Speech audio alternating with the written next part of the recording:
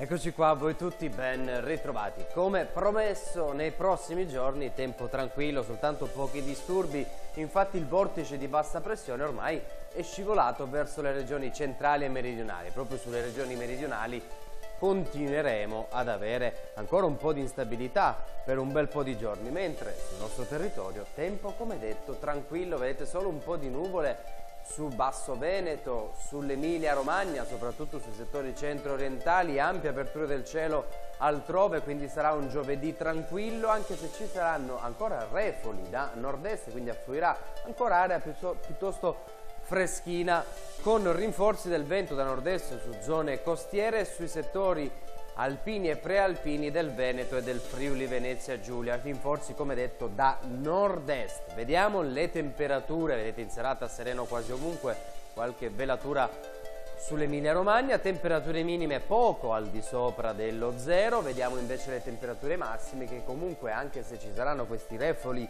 da nord-est, refoli un po' più freschi, tenderanno ad aumentare e risulteranno piuttosto piacevoli, perché avremo ampi rasserenamenti, quindi temperature massime comprese tra i 12 e i 14 o 15 gradi. Per ora è tutto, buon proseguimento di settimana.